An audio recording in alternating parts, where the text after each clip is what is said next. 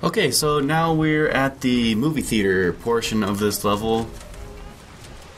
So basically what I'm going to do is just go throughout each of the rooms and get all the audio diaries first. There's like the main objective in this level is to harvest little sisters.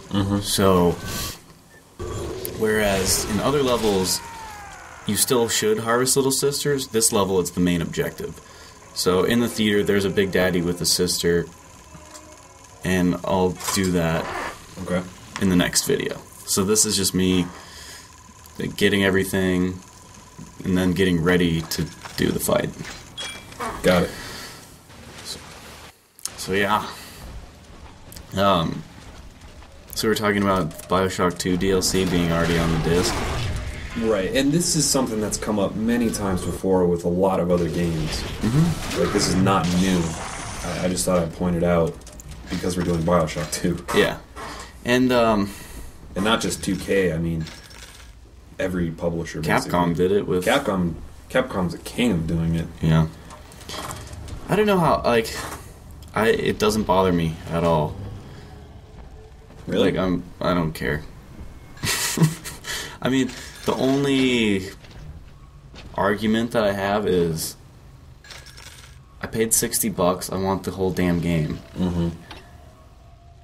Besides that, yeah, $60 is a lot for a game, especially when within a month of the game coming out, they're releasing DLC.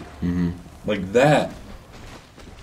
So to have the full game within a month of the game coming out, it's $65. Yeah. Plus tax or shipping or whatever you do to get your games. Like that, I think that's the bigger problem. I mean, if this game was... Like, games are so freaking overpriced as it is. Like $60 for some of the shit that they put out there for a full retail price is way too much. So... Yeah, I mean, Ooh, wow. Yeah. His head is pinned to the ceiling. Yeah. That is fucking awesome. It really is a great effect of...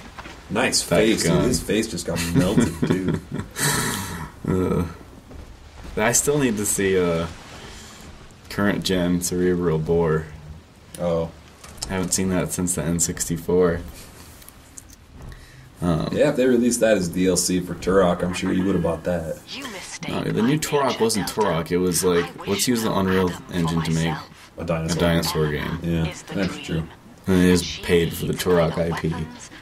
Which is the only reason that you played it. Yeah. And almost anybody played it. Right. I wouldn't have played Dinosaur Land or whatever they... Billy and the Clonosaurus? I would have played Billy and the Clonosaurus. That's actually true.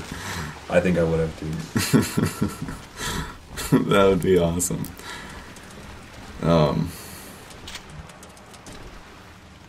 Yeah, I think... I mean, it's up to the... Okay, so... BioShock, or 2K, has to take a look at this, and they say...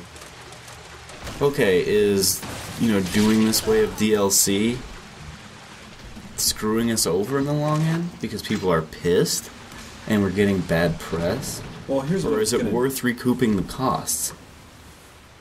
I don't know. Getting extra money. Yeah, I mean, nobody but them knows what their balance sheets look like for this game. Like, nobody but them knows what they projected to sell in that first month in terms of retail copies for $60, and nobody but them knows exactly what percentage to expect of people to buy this DLC.